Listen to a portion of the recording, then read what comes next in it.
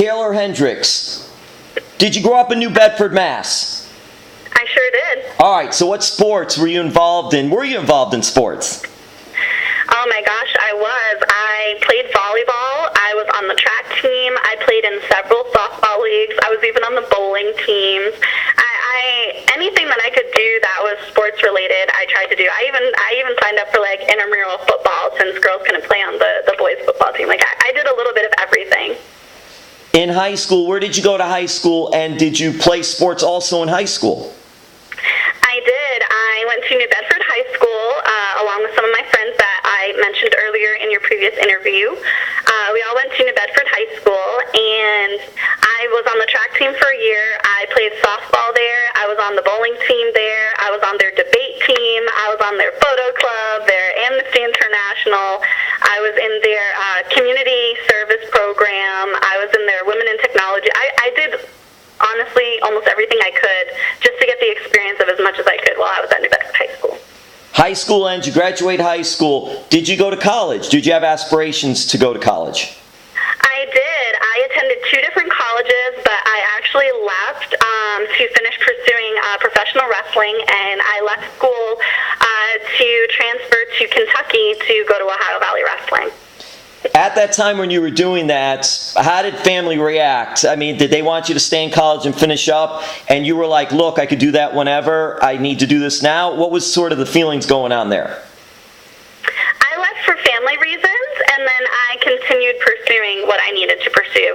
I always had aspirations of going back to college, but honestly, and my husband Corey and I really agree, I feel like you don't necessarily need college for a lot of dreams that my generation has for today, unless you know you want to be a lawyer or a doctor, things like that. Then obviously, of course, common sense, you need college, but honestly, for what I want to do, I don't really need it because I'm already doing it. I'm already learning from the best of the best, and that's something that spending $100,000 out of college can't do when I'm already doing what those professors would already be teaching me.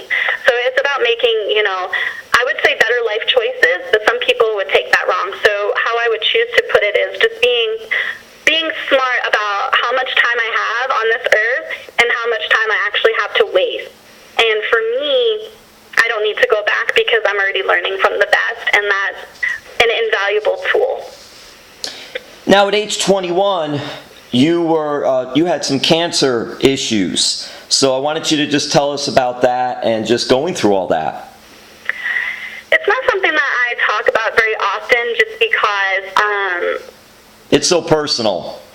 It's personal, but more to the fact of I never wanted people to treat me different for anything. I never wanted people to treat me different because, I was poor growing up or that I didn't really have a dad or things like I never wanted a sob story of any kind. I've always wanted to work hard for everything because I knew by the time I'd be dying on my deathbed, I would have appreciated everything I ever did because it wasn't handed to me. And I wanted to live my life and nobody else's, so I would have absolutely no regrets. So when I talk about my cancer struggles, it's not for, poor Taeler, here's another sob. No, it's because I want people to be inspired and to know that you can get through anything if you have the right support, if you have the right information, the right tools, and just honestly the tenacity for life. I really do believe in positivity as a healing process. But anyways, I was a preschool teacher at one point, and I also worked as an after-school program professional with a YMCA located back home. And I received a call one day from a receptionist at my doctor's office who informed me that I had cancer. And my first immediate thought was, how could something like this happen to me? And my next immediate thought was, that I know of, almost every person in my family that has passed away, with the exception of like 2 people or so, have died of different forms of cancer. And breast cancer and other forms of cancer were prominent at one point in my family. I always joke with my mom, I say, man, Mom, you really passed on some bad genetics. Oh, gosh. She said, I'm glad she's glad to hear that, too. Gosh. Oh, my gosh. Oh, she laughs. We joke about it because, if you can't laugh about something, then you're dying, you know what I mean? And for me, I would rather laugh all the way to my grave than be sad, I don't like being sad. I've had enough depression and struggles with different things in my life that I just have to laugh now. And people can take that for what it is. But anyways, so those were my first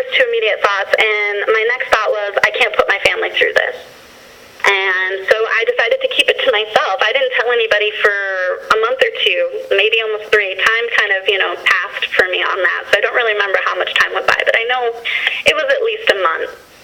And it was hard not telling anybody and thinking like you're going to die, but I went to work, the same way, didn't say anything, went home. I was still living at home because I was young. I didn't say anything to them. I didn't say anything to my younger sister. Went back to work, went to do whatever, and I just kept going on with my daily life as if nothing was wrong.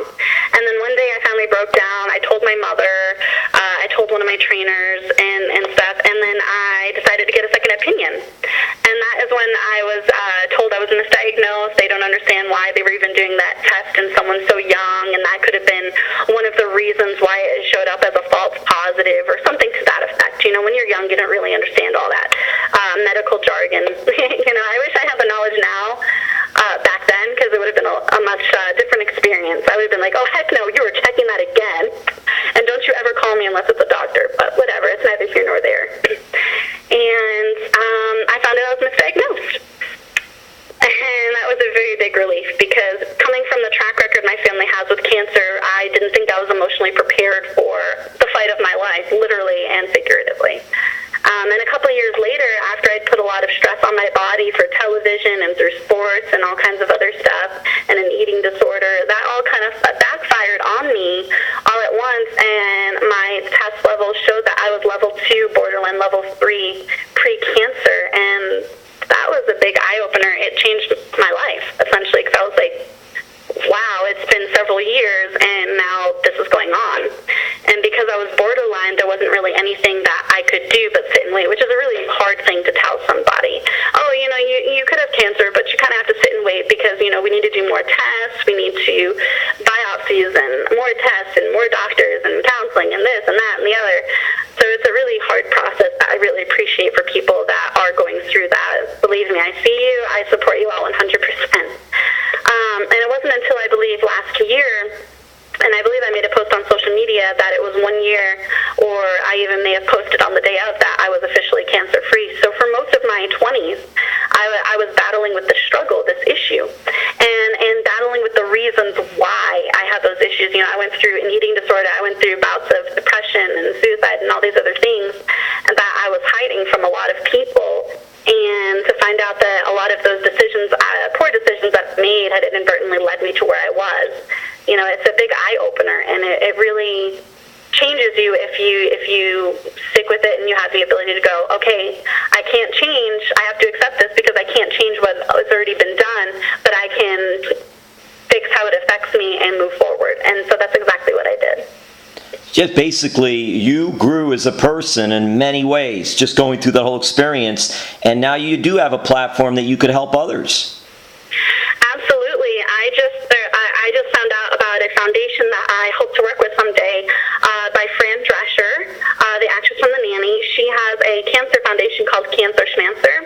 So I'm looking into working with that with her, and I really want to work with the Born This Way Foundation through Lady Gaga. She's someone that I just admire immensely and appreciate all the things she's been through and how she goes about affecting change for the better for people all over the world.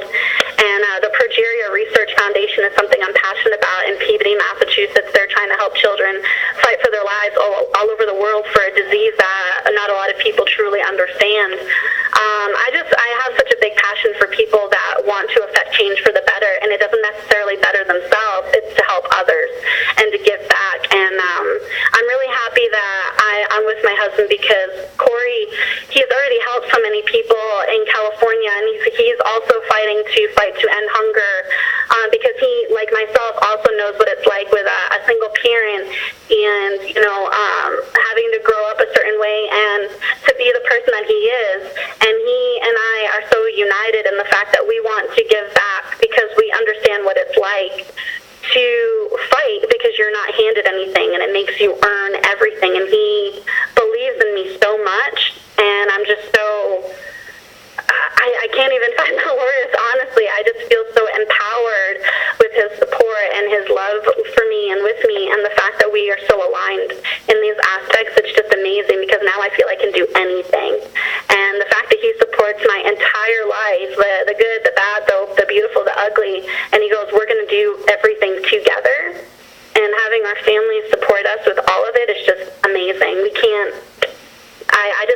imagine being in a better place right now, and every struggle I've ever had has led me to talking to you today, right now. And that's the thing, you can be in love with someone and also be best friends as well, and it makes the relationship that much stronger. It really does. And the fact that we're in love, we're best friends, we've been together for a while now, our families like each other, we all get along, and the fact that him and I both want to affect change, and we're both motivated, and we're both actively doing that. I get to learn from him just as much as I get to learn from myself, as corny as that may sound. And the fact that I get to do all of this in my career, and now that there's been like this revival of my career, I get to do that with him, is awesome. I couldn't think of a better way to rejuvenate and revive my career with NPWL, and I have Corey to thank for that. He's an amazing human being.